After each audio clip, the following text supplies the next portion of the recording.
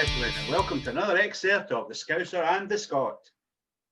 Today we have got another special guest, a good friend of ours, Raz. How you doing, buddy? How you keeping? I'm doing great, guys. Thanks very much for hooking up with me. Hey, no worries. It's, as I say, it's all about sharing the knowledge and sharing what we know. And we believe that you are the right man for our show, mate. You've got plenty of skills, plenty of knowledge out there. So let's get started with the questions. Let's go straight in. Can you give us a bit of an insight, a bit of background to yourself and your interest in music and how it all began and what got you hooked? Yeah, I mean, as far back as I can kind of remember, like, my mum and dad, I guess, were always playing music in the house. You know, it would be like Elvis and sort of rock and roll stuff. And my mum was mad into Jim Reeves and country stuff. And then, you know, we had some friends maybe a couple of years older than us, and they used to listen to the top 40. So they kind of got us listening to that. And I remember like hearing bands like The Clash, Stiff Little Fingers, T-Rex, Shawaddy Waddy, and recording it, you know, Blondie. And yeah, that was it. I got really into all the kind of punk stuff from about 8 or 9 years old. And that was my absolute, you know, I love punk, still do. And then I kind of migrated into some rock music. My brother was mad into Maiden and stuff like that. And then I had some friends that were into Sabbath, and they just kept playing me their music. And I remember like one time I was kind of going through a bit of a stage where, you know, I wanted to be, you know, it was like all the devil worshipping stuff that came with Number of the Beast. And I thought, this is so cool. So I played the whole album. Like, I nicked the tape off my brother, and he never got it back. I just played it to death. And then I think I nicked the Judas Priest tape off him, and it just went from there, really, you know. So, quick question: did you buy him a new copy of it? No. He eventually, you know, he ended up getting some good deals out of me as we went on. You know, when I got older and wanted money for the pub, I remember like selling him something like a Wasp, Fuck Me Like a Beast picture disc for like 10 quid just so I could go to the pub. So yeah, he got his own back eventually. Like, good to see your priorities right, mate. Well, you know, when you're 15 years old. So I'll tell you what's really funny is that we've been talking to a lot of people that's in the music business, and we've talked to quite a few people that are into the country music, and they all started off in metal, and then we've talked to people like us. Who started off hearing country music and ended up in metal. It's funny how they kind of like what the metal. I think we're now linking metal and country and western together, aren't we? Because we hear it all the time. It's quite amazing, actually. Oh yeah, definitely. You know, I mean, I think country music's still like the biggest selling genre. It's either that or classical music, but I think it's country. It's just so huge. But I think for a lot of people that like rock music, the one thing that they like about country music is it's the craftsmanship with the songwriting and stuff. It's the sort of songs that you could put a bit of a distorted guitar behind and it'd be a rock song instantly, you know. It's three chords definitely truth, mate. 3 chords and the truth, as they call it, isn't it? Yes. It was a bit like the punk. That was 3 chords and swearing. So you know what I mean, obviously you've told us now about how you personally get into music. Can you tell us a bit about how you first get involved actually directly in the music business, and you know that's led to what you're doing now? So if you just tell us about how you first started delving into the side. I mean, I grew up in like a little village with, I don't know, like, I mean, like my primary school, we had something like 20 odd pupils from P1 to P7, like, you know. My dad worked on a farm and stuff, you know, and pretty much had everybody of our age group in the village brainwashed into the same music. But then, you know, as soon as I got old enough and stuff, I was like, I need to move. And I think when I was 18 years old, and I was reading Kerrang and stuff, and I was like, right, I need to go to the city. I want to go to either London or Birmingham. And I just kept seeing this Eddie's Number 8, and I was absolutely obsessed with this nightclub in Birmingham. And I had an auntie in Birmingham who had a spare room, and that literally, she was up for a wedding one night and jokingly said, oh, you know, I'll come back tomorrow morning, get your guitar and everything, because at that point I wanted to be in a band. I wanted to move to the city, join a band. And I did. I just put my amp, my guitar, and a kind of rucksack in, and I went. And that was me, really. You know, just wanted to be a musician, a rock star, really. You know, but at that time, I kind of fell in love with the lifestyle of it more than the actual playing of it. You know, I guess that's maybe where I've got some experience from my own self when I've worked with bands, and I say, you know, you've got to make that part as like it's kind of smoke and mirrors, like, you know, that can kind of look like what you do, but if you just do that, you'll go nowhere. Like, you know. So that was really how I sort of got into the music industry, and then I ended up moving over to Lincoln. I lived there for 8 years, and I started promoting in a little pub there, really. And some of the first bands I pulled up were Paradise Alley, that are going again now. You know, I knew Steve Vincent back then. James Gang was Stevie James's new band at the time, and he had a guy from Lincoln playing drums for him, Andy Hill. So I got those guys up and stuff, and yeah, that was it. Really. I got the bug more than I do playing it at that point, you know. No, that makes sense. So, and obviously I've known you for a while and stuff like that. So, can you give our viewers a little bit of an insight on your roles within the music industry? And like, you know, I know you've said that you wanted to be in a band. Did you actually get the band up and running? And obviously then you moved into promotion, and then there's other steps further forward. So if you can give us a quick overview, Raz, if that's all right, mate. Yeah, I mean, you know, the band that I ended up in 30 odd years ago, we reformed at the end of last year when we played at the Brickyard at one of my Rockmantic events. That was the first time we all got back together. It wasn't the full band. There was 3 original members. JJ out of City Kids played bass with us, and Danny that was in Knockout Kane did drums. But it was a very weird experience, and I realized then, I was like, my God, I don't know why I stopped doing this ever. I don't know why. I just, but there was such great feedback. I was totally shocked. People were like, wow, you guys are really good. I was just like, really? You know, so it was meant to be a one-off, but, you know, we were going to play Call the Wild again this year back in May, but obviously that's fallen through. But we will sort of go back and do it, but it's more, you know, got my head on now, and we just want to go out and play a gig, have a bit of a laugh, you know. That's it. Maybe record some music, but not trying to be anything big or fancy. But through the time, you know, I did promoting. Raz White Entertainment started 10 years ago, and it started predominantly as a management company. And Fallen Red were like first band I started to work with, and probably still to this day one of the best bands I worked with. They were they had such a great work ethic, and they trusted everything that I kind of told them. You know, just you know, from very, very basic stuff to like, right, we've got to dress you better, we've got to do this, we've got to try and look at the songs like this is how you do a performance. Well, they took it all on board, like, and they run with it, like, which is why they became such a great, you know, household name, which I'm really proud of those guys, because you know, when I started working with them, they were supported Heaven's Basement in Workington, and they were just sort of playing some pubs and stuff locally.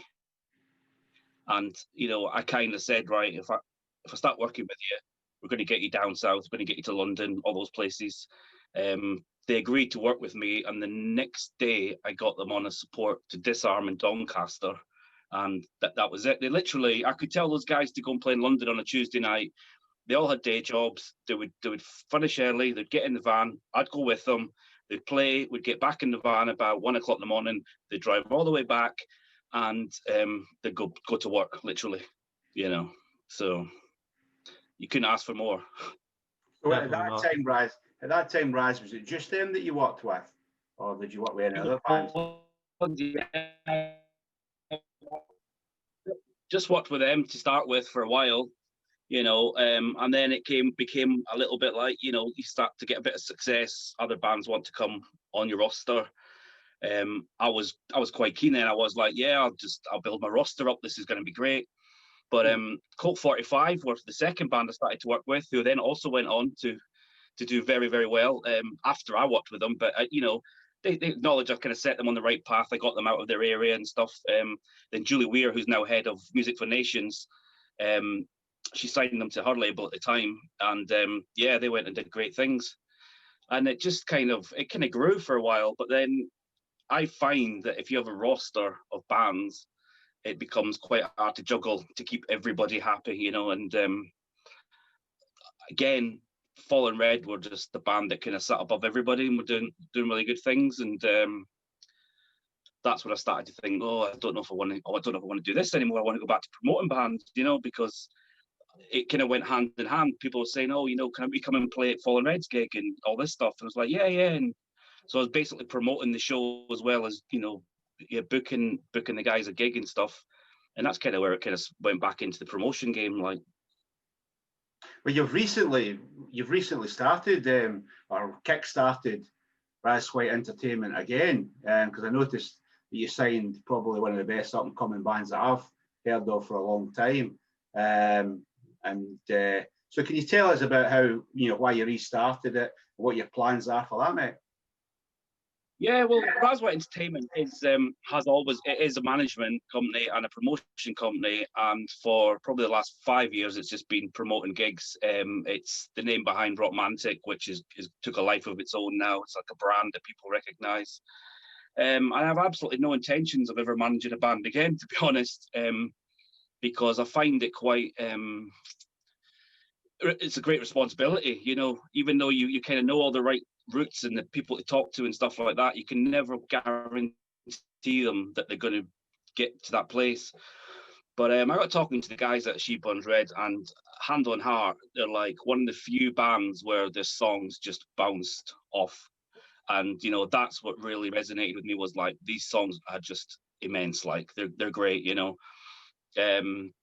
Toby Jepson's done a great job on the production of it and stuff. And we've got a bit of a plan, and yeah, probably before the end of the year we'll make an announcement of some stuff coming up.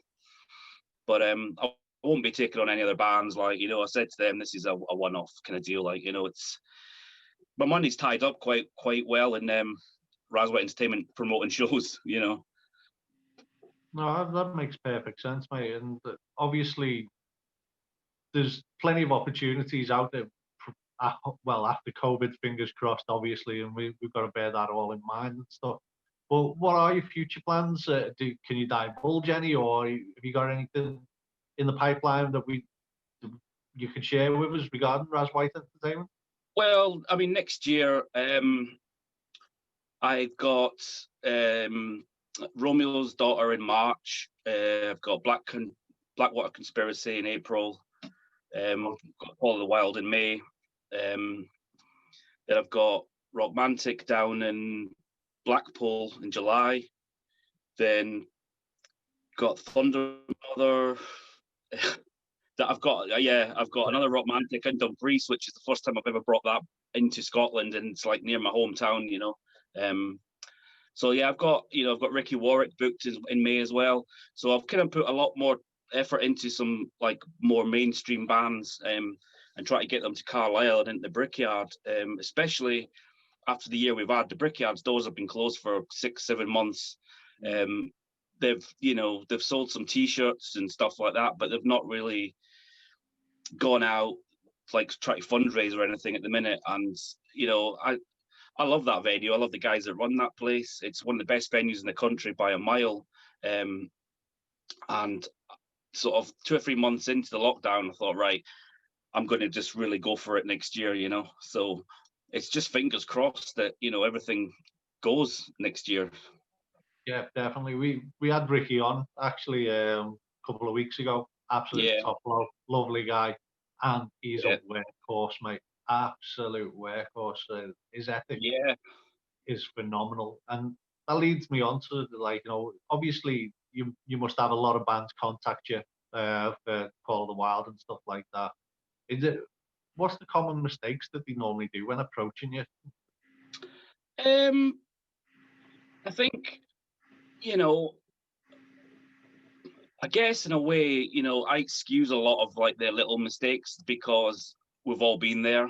Yeah. You know, when I was working with Fallen Red, I was approaching people and probably sounding like an idiot to start with. You know, you try and tell somebody, oh yeah, we're pulling 200 people to all our gigs and stuff like that. Like, but when you work in this industry, you know that if you're doing that, like you're a lot further up the ladder than where you are and stuff. And some bands come out with crazy fees, you know, and there is this fine line where you got this kind of argument that goes across social network and stuff, like where people say a band should always get paid. Yes, they should, but a band equally has to work out when the time is to ask for that fee, when the time is to get the opportunity that will lead to another opportunity that will in then turn make them a bigger fee. And you know, sometimes it's just a little bit of an experience that, you know, perhaps a band that I already know of them and stuff. I know a lot of people around, you know, other promoters, venue owners, stuff like that. You know, one quick phone call, I can find the truth out, you know, and they'll maybe be saying, you know, well, yeah, we want 500 quid to play your festival and stuff like that. Just like, I'm sorry, that's not going to happen, you know.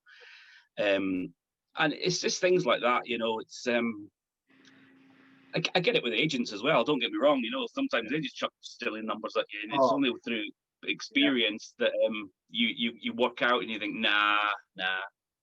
So, but I think some bands, sometimes it can be the opposite. I've just been speaking to a band recently, and I'm asking them round about what their kind of going rate is, and they're just not really willing to say, you know. And I'm kind of wanting them to put a worth to their thing, because it doesn't really matter what figure they come up with. I will have a counter offer that is on my budget plan. Like, we have a budget, and it's a huge budget for bands, but you can imagine at the top, you know, you're talking 5 figures and stuff, 4 or 5 figures and stuff like that. So when you get to the lower slots, we've only got so much to play with, you know, and there's a lot of festivals and stuff that just don't pay bands at all, you know. Yeah. So we all know you that. know, we do, yeah, we do. Can you give us sorry, I was just going to say, can you give us an insight into your role at Call of the Wild Festival, Raz? You know, my role is fundamentally, I'm the booker. I book up pretty much all the bands, from top to bottom. I also look after the marketing and the promoting side of the festival and stuff. And I would say that I have the kind of creative vision of how I wanted it to look and be set out. So we've just done a new site plan with it's now 3 outdoor stages, and it's kind of set out again the way I think it will work. So it's kind of have that kind of vision of and then we have like Lee Byrne, who looked after the event management side of it, the production. He has a great team of engineers and stage managers and everything like that. And Dave looks after the sort of day-to-day, you know, of the festival, the sort of operational side of it on the day, and things that need to be done on the way up to it and stuff. So we all have our roles. But yeah, it's I just, you know, the first year I picked the lineup, and it seemed to go down well. So, you know, I think I'm quite confident that it'll go down well again next year. Can you give us a kind of insight into how your mind works and how you go around? Because this is the thing that even I, who work with bands, don't always understand the different sort of events, how they work out, who they want, when they want it, why, etc. How do you go about putting that together, Raz? I mean, a lot depends on, you know, watching. You know, I've watched bands, and you know, I've known like the Massive Wagons since they opened for Fallen Red on a 4-band bill in the Preston pub. You know, I've known them since then, so you kind of follow them, and I've worked with them lots and stuff, and I've always thought they had something. I remember the first time like I saw Baz on stage, and I just thought, Bon Scott, like this guy's got everything like that. Bon Scott had that appeal, you know. And then as time's gone on, they've got the right people, right management, right record label, and they're exactly where they deserve to be. So I watch a lot of bands, and you know, there's bands like that, the names I've seen out there for a while, like recently the Twister guys, like their album, I got that, and I'm like, wow, those guys, they're in that place now where they're in my they're on my radar now, you know. So I'll be thinking, right, I'm probably going to have a chat with those guys. Might not know exactly where they're going to be playing, but there's no rush to slot them in somewhere. It's just to see how they go over the next 6 months, you know, because this is 2022 we're talking about, you know. So it's a long process because, as you know, pretty much working 18 months ahead at any given time. So you know, you're looking at a lot of things like you know, I could be looking at a band that I think are great, but you know, you've heard that maybe they're not all getting on that well, so you're reluctant to book them because you're thinking, well, are they going to be a band in 12 months' time? You know, because every time you change your artwork, all that stuff costs money, costs time. You know, it's really quite annoying when you go and get like 10,000 flyers done and a band says, oh, we can't play your festival or whatever. And you really have to pretty much just update everything. A lot of people don't see that side of it, you know. I think that's a very valid point. Yeah, I don't think people realise how far ahead, and bands don't realise how far ahead that you guys book. And I think it's a proper eye opener, like, you know what I mean? Because I can guarantee from past experience as well, with putting on shows in Liverpool, right up to virtually the day before, you'll still get people going, are you still looking for a band? Are you still looking for a band and stuff like that? And it's the lack of knowledge, and that's what we're trying to educate people with, Raz. And I think it's that is all it is, you know. And like I say, I've been in that position as well. I've been that guy that, you know, you see a tour announced and you straight away like try to find out the promoters are, and you're emailing them and saying, oh, can we get on this tour support or whatever and all that. I've learned since then, like before that's even announced, the tour support's been well sorted, you know. At best, you might get one of the local supports, but that's probably been already sorted within a local band before it was announced as well. And so much happens behind the scenes.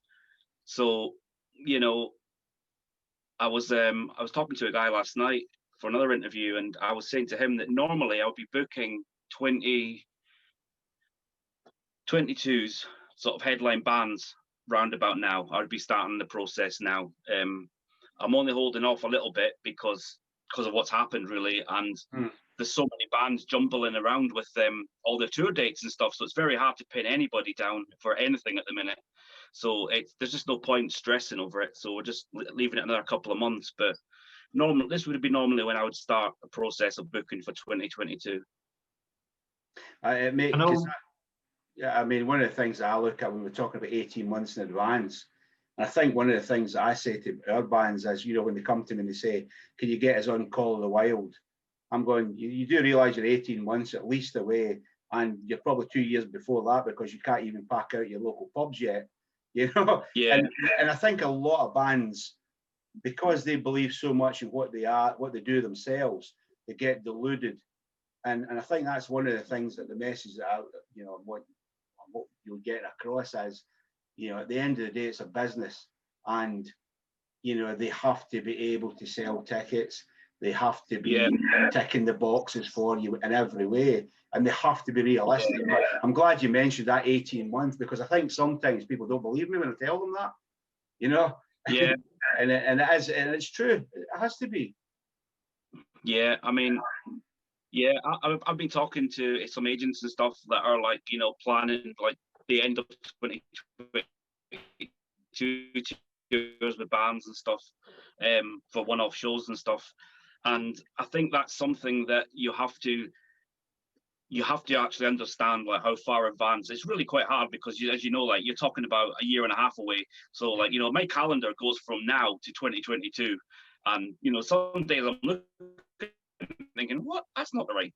But for smaller bands, you know, it's a case of getting early. You know, I'll get back. I'm pretty honest with everybody, whether I think they're fit or not. It's not whether or not they're good enough. It's not. Sometimes it's just like, if I've got 5 sleaze rock bands, that's probably all I'm going to have. I might want some like proper metal bands. I might want some new wave of British heavy metal bands. I might want some punk bands.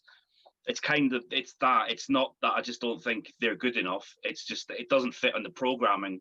You know, we have a big spreadsheet with a lot of, you know, slots, and then once they start to fill, it's like, you know, we just don't want too much to sound the same. But it's always good to get in early, keep the conversation kind of going, not every day or every week, but every couple of months, just to make sure that you're not being forgotten about. And then there's a good chance that you'll get on, but it's there is no, I can't put into words like what I see in a band. Like, I can literally listen to a song and I could hear that song and I can go, right, that band, I got something. That band should be huge, but then there's a lot of variables with that band, and sometimes it's that they've all got day jobs and they can't commit the time, or they haven't got day jobs, they haven't got the money, because we all know it's an expensive business to go out there and tour and stuff to start with. So there's lots of variables. So it's not always just about being a great live band or having great songs. There's so many things that come into it. And, like you say, Ricky Warwick, he's a workhorse, and he's not stopped working in the music industry, and that's his living, and he can't just really sit back and relax. It's just, that's his job. It was the same with Lemmy up until when he died. It's his job, you know what I mean? And I think the true essence of bands that succeed is that's really what I want to do with them, whether they make a lot of money at it or make a living out of it. If it's what they really want to do, they'll just keep persevering, and eventually they could get that break. You never know when it's going to come. No, yeah. I think, to be honest, I think you've just nailed it there. It makes perfect sense. Going back to Call of the Wild, I know we've touched on some of the bands like Massive Wagons, Midnight City, Raging Speedhorn, which is a personal favourite of mine, you know what I mean? Yeah. So it's an absolute quality band. What are the plans for Call of the Wild? Long, short term, medium, long term? Especially seeing though COVID, it's yeah, COVID. Everyone so. I mean, we went to such great lengths when we postponed it and moved to September. We had so many things in place, it was unbelievable. Yeah. And it was totally exhausting as well to get everything in place. And we really did think we had a chance. And then, it just started to creep up again. And then the confidence in people wasn't there. And once you start having people saying, what if I come in, I catch it, I take it back and give it to my gran and that, then you think, right, we cannot be responsible for anything like that to happen. And so that's when we decided, we're just going to have to roll it over. At the minute, we've had several meetings between the directors and everything, and other sort of people and stuff. And we feel fairly confident that everything looks like it'll be fine about April time, really. It looks like, we kind of want the government to come out and just kind of say, this is going to die down and this is when it's going to happen. It depends how quickly the vaccine works and stuff like that. But I mean, our long-term plan is that we go ahead in May. We have 2022 planned, and the plan is to just grow it and grow it, really.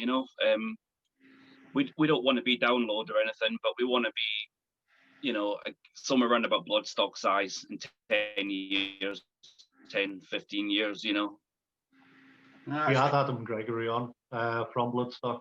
Absolute lovely guy, and yeah. You know what? His ethics behind the festival was phenomenal. I absolutely loved it. Yeah. Same with yourselves. You don't want to be downloaded, but you don't have to be downloaded. You've got no. I think for me personally, Bloodstock's probably my favorite festival out there. I like a lot of metal and stuff, but it's not totally my thing, but there's such a warm feeling about that festival, the way it's set out, and you can feel the passion from of Adam and stuff and Vicky and that. You can feel it. It feels genuine, and you feel that you're part of a bit of a tribe, really, where some of the bigger festivals are very corporate, and you just think they just want to get as much money out of you while you're there, really, and that's it. And that's something they Call the Wild. We don't ever want to be like that, and we have to balance very carefully as we grow. The business has to succeed. It has to always have enough to continue. But we want to try and keep tickets down to a reasonable price, try and bring in bigger bands. So it's quite a juggling act, really. And we've not had it easy from the day one, from when we set up. We've been up against everything you can think of, and we're still persevering. So, we're just praying that somebody loves us. We love you, man. We love you. We support you. We'll support you guys no matter what. You know that. Thank you very But much. the thing is, the people we're talking to, one thing that comes across is passion for the music, passion for the bands, and passion for the fans, really. And I think we've been lucky so far. I think we've chosen people well because they all share that one thing and the work ethic. And I think they also have that healthy dose of reality as well. You know, they know what they're looking about. So you mentioned Rockmantic Weekender. In fact, I was supposed to be up to one that get cancelled, was it? To see the suicide notes? Yeah, it was one anyway. It was one I was going to anyway. So can you tell us about the Rockmantic Weekender, why it started, what the plans are for it for the future as well?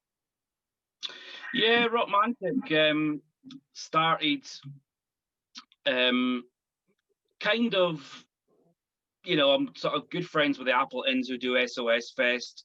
I've been to that. I like the sort of idea of something indoor and stuff. So I went to the guys at the Brickyard and I said, I want to do this sort of Friday, Saturday mini festival and stuff. They were just like, geez, man, no, you know, go for it. But I think you're up against it. It's hard enough to get people to come out one night, you know, in Carlisle. So I did it, and I think Absolver were one of the first bands that played it. Massive Wagons opened that, actually. They were the opening band the whole weekend, and some local bands. And it went okay. It went about 90 people in, something like that, 90, 95 people in. Felt okay. Did a second one, and I got Guns to Roses to play and stuff, and it was great. You know, it was a lot busier, but I was paying too much money, to be honest. Like, it was just too much money going out, and I ummed and ahed about whether to do a third year.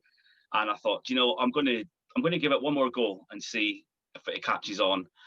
And just so, like, luckily in a way, a lot of people that went to Hard Rock Hell and all that sort of stuff, they just all bought tickets, you know. So people are coming from Manchester and Blackpool, Lancaster. They're coming down from Fife and everything, and getting hotels and on top of, like, the ticket. I mean, the ticket price was cheap anyway, but and to this day, you know, people travel from as far, you know, down as like Dover and stuff, in Wrexham, Wales, all over, Aberdeen. Some people coming from Germany this year, actually. Well, for next year.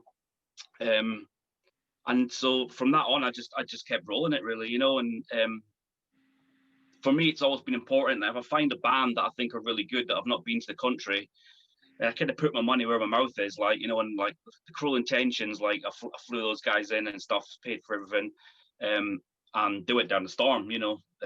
Hard Rock Hell booked them pretty damn quickly after that, because they heard about them and stuff, and like, sort of bring in certain bands that not everybody wants to risk, really, you know. And with Rockmantic, I guess I can comfortably say I've got a pretty captive audience now. So it's, if I feel comfortable that the band are good enough and I put them in front of that audience, then they're going to go down well, you know.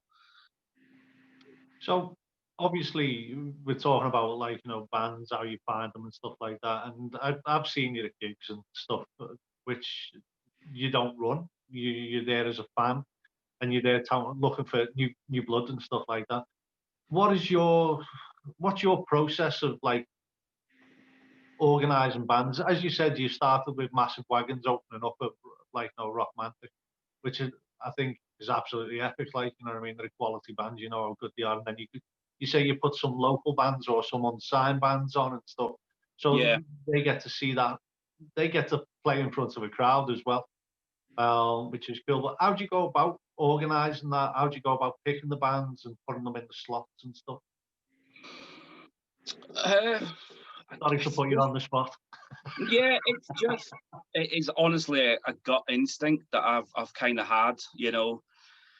In a way, it might sound a little bit arrogant, but I always feel like I missed the boat. I wished I'd been like an A&R guy. I wish I'd gone to London and done that, because I don't know what it is, but sometimes I can just see something in a band that sometimes people can't see for maybe another 6 months to a year. And so it's kind of seeing that and then trying to think, right, I'm going to put those guys there and play that, and they'll have an audience. And as long as they perform like what I've seen them here, they're going to go down well, you know. And I'd say at least 9 times out of 10, it's gone well, you know.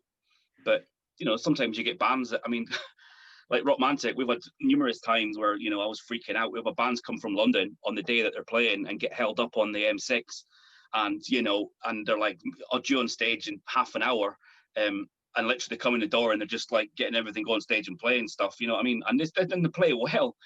But I used to freak out at things like that. But now I'm just like, yeah, it's fine. You know, we'll sort something out. If, you know, don't kill yourselves getting here, guys. We'll shuffle stuff around. You know what I mean? You're making a big effort to get here. I'm not going to turn around and say, you're not playing. Don't worry. You know. So, but I find it very difficult to pinpoint exactly what I see. You know, it's just one of those things that that I just see something sometimes, you know. And equally, well, there's lots of bands that other people rave about and say these guys are going to be great, and I keep getting them thrown in my face, and I don't think I just don't rate them, you know. And it's no offense to that band, but personally, I just think, nah, there's just something not right there, you know. So I don't know. It's personal choice, but it seems to work. I think the other thing that That helps. makes perfect sense. I think the other thing that helps you as well is, especially with Rockmantic, you said it earlier that you've now got a captive audience. So the thing is as well, you know what they're going to like, and they know that what you're going to put on they're going to like as well. So that helps. That must help make it easier to put that together. Yeah. I suppose I think with everything with bands, it's got to be a gut instinct, isn't it? And there has to, like for me, if it doesn't matter if the band's musically fantastic, they'll be great songs. If my ear does not like the singer and the singing, I can't be doing it. I'm the same. Yeah, I'm exactly the same. Sometimes I get music and the music sounds great, and I'm waiting for the singer, and I'm thinking, please, please, please have a great voice, and it comes in, I'm just like, no, that's not going to work. Yeah. You know. But I learned, you know, very early on, because I like a great variation of music. And I think it was maybe the third year, actually, that when I'd sort of got all this new audience and stuff in from everywhere. And it's a lot of sort of classic rock and heavy rock bands and stuff like that, sleaze rock bands. But there was a local band that I really, really loved called Seek Solace in Ruin, but they're proper extreme metal. And they brought a busload over with them and stuff. But pretty much 200 people walked out when they played, and then they came back in and said, don't ever put them on again, like, you know what I mean? And I felt really bad for the band, and I apologized. I said, I feel like I've set you up here, like, but they still had a good 50 people that they sort of had there and stuff. But I learned very quickly that as much as I love that band, my audience, that's not for that audience, you know what I mean? And so, you know, I kind of leave that to another promoter that really, you know, that's their kind of domain, like, you know. I'd rather go to a gig that somebody else organizes and it's all the right sort of music and stuff. But that was a bit of a learning curve, like, because I was disappointed in myself. You know, I didn't realize people would be so like objective to it, going, oh, I'm not listening to that, like, you know. But, you know, it's all a learning curve. The challenges and the strain. Yeah. Bill Campbell. But there'll be something on the Forest stage that try to think now, is it won't be Ricky Warwick because they don't clash. No, it'll be someone on the third stage. I think it's Kicking Valentina. That if you don't like Raging Speed On, then you go and watch that, you know what I mean? So, but to be honest, after hearing their new album, like, I just think those guys are going to absolutely obliterate it. Like, I just think they're going to be immense. That's quality. I'll have to check that out. I'll have to check the new album out. Oh, it's absolutely amazing. It's like back in their heyday, like, it's just so driven. Like, the guitars are just driven. It is just, you know, it's like the album says, hard to kill. It really sounds like that. They sound, you know, my son, like, who loves rock music and everything like that, like, I had it on and that, and he goes, this is quite scary, Daddy. And, you know, and I thought, that's exactly what they probably want somebody to sing. You can't go wrong with that, can you? Yeah, it's so intense, you know, and like, I've listened to it so many times, I just cannot wait to see those guys on our stage, like, because they're going to be absolutely amazing. I just know it. They're going to be amazing. It is great when you get bands that have been around for a while, or, you know, and then they go away and then they come back and there's nothing. Yeah. I mean, I had that last year with Diamond Head.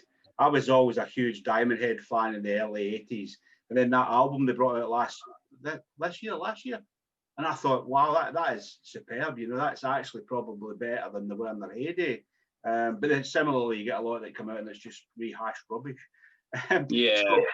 So one of finally, I'd like to ask you again that we get a lot of people watching these that are new young people, getting into music, getting into bands, thinking about putting bands together. If you to give some top tips, Raz, you know, the things that get your gut instinct, what would you give? What would you say to them that they need to do? The things that, you know, the tick list that they need to get right to try and have a good chance of making it to some level. I think you know, some of the things I kind of look for in a band, if I've booked them for one of my gigs and stuff, is it's quite old-fashioned in a sense, but it's politeness. It's, you know, if you're given a load in time, turn up at that time. Don't turn up an hour early because that just winds everybody up. Turn up on time. Ask where to put your gear. You know, introduce yourself to the engineer. Introduce yourself to me as well, because quite often bands they must know who I am, but they don't come and speak to me at all. Like, it's really quite awkward. And I just, you know, be polite and go about your job in a professional manner. You know, one of the things that riles me sometimes is when bands try to blame an engineer. And I work with some very, very, very, very professional engineers, like, you know, and they really know their stuff. And, you know, and the engineer will quietly say to me, it's not me, it's their gear's not very good, like, you know. So, I mean, these are all the sort of little things, you know, it's like, make sure you've got some good gear. Make sure you turn up on time. Make sure you play your set when you go on. Make sure you finish on time. And speak to the audience, you know what I mean? Like, you know, be available to talk to people. You're there to promote your band. And at the level that we're sort of talking, at club level and stuff, your performance is part of it, but fundamentally, you know, it's one of the things when I worked with Fallen Red, for instance, that I got the guys used to doing is, you know, we used to go and grab a bunch of CDs and walk around the audience and say, do you want to buy an album and stuff? You know, it helped sell albums, but they'd get talking to people and they've made friends from those early days that followed that band all the way through because they got the personal touch and they felt like they knew the band. And then that was it. There was a connection made, you know. And, you know, sometimes you can watch a band and think they're all right and stuff, but then you meet them and you're like, do you know what? They're absolutely diamond guys. And I wish them all the best and I'm going to support them. So I think that's sometimes where some bands can go a little bit wrong. You know, they might turn up and they'll do their stuff, but then they go and just shut themselves away in the green room until they have to go on stage. They come off, they go in the green room, they get in the van, they go. I don't think that works. I don't think it works at any level really anymore. Like, you know, to be honest, but it definitely doesn't work at sort of club level. You need to be accessible. You know, you need to talk to people, and you know, I think if I try and think of something like relative to that is Daniel Burnout of Revival Black. You know, we had those guys down for a Battle of the Band thing for Call the Wild. They were a great band and stuff. And then I saw him at SOS Fest and I got talking to him. And I was like, you guys are not playing, are you? He's like, no, I'm coming over to support all the other bands and stuff, you know, and just catch up with everybody.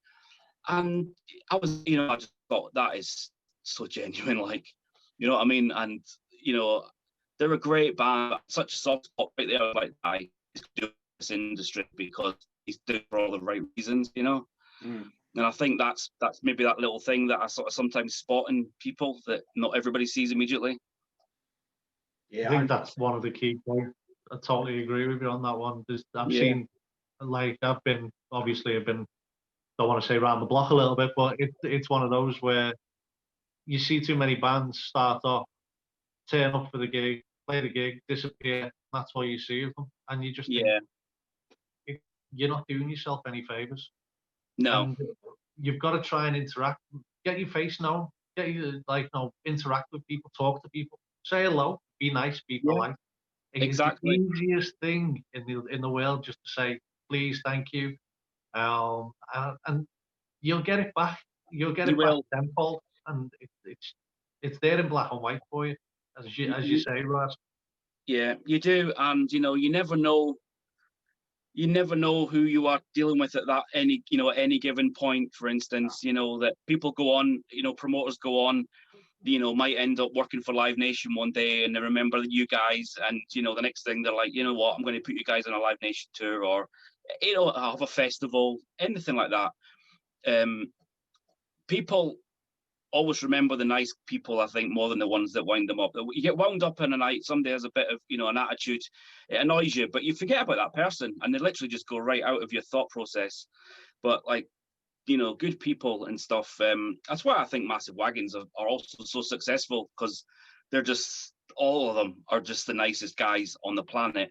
And they're the most down-to-earth people. I always say you could be standing having a pint with them in the pub, you wouldn't know they're in a band, because they're just regular guys, and they play great music. And I think they captured that essence, you know what I mean? But not every band can be like that, but it's a social job.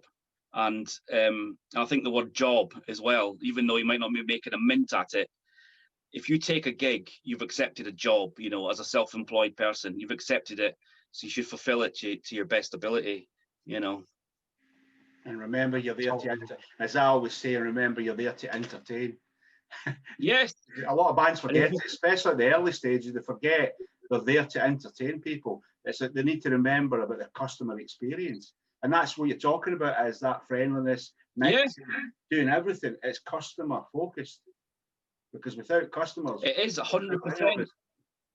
I try and explain to bands that a gig, right, you want the band to enjoy it, but it's a showcase for what you have as songs to sell your album, to sell your t-shirt. And it's when you start to get that process, that circle becomes complete, you become a business, and then you can afford to do better gigs, you can afford to go on tours, and hopefully one day you can afford to maybe make a living out of being a musician. I think we all know that you're probably going to struggle to become a huge rock star these days, but if you can make 25-30 grand a year just being a musician and enjoy it, I think you've succeeded. You've succeeded as a musician. 100%, mate. Definitely. Well, there you have it, guys, girls. As we've just Raz, thanks a lot for your time, mate. You're absolutely gold dust for us. What I have got one last request for you. Can you give us your links? So your links to Call of the Wild, Rockmantic, any Raz White Entertainment, any links that you want to share with us?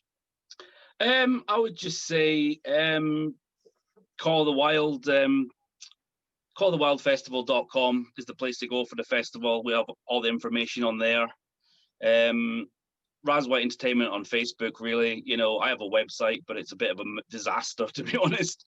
That's a job I need to remind myself to do. I created one and I sort of moved everything around, and it's a disaster, Blame COVID, mate. Everything else gets blamed in COVID.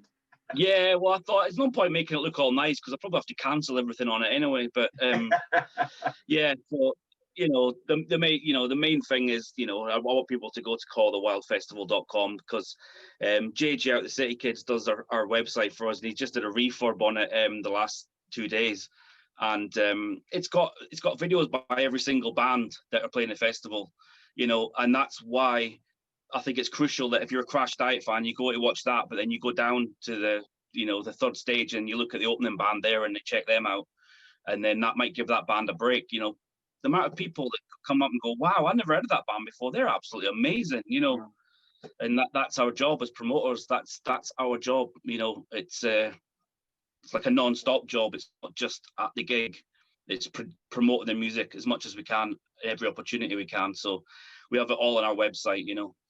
That's cool. So there you have it, guys. Raz, what I'll do, mate, is I'll put them all underneath, so they'll be down there somewhere. So guys, click on them.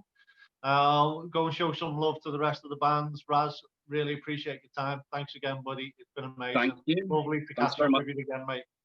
Thank you. Take care. Over to you. Ladies and gentlemen, we've been the Scouser and the Scot, and in this case, the Scouser, the Scot, and the other Scot. But until next time, Scot. hit that cowbell and subscribe.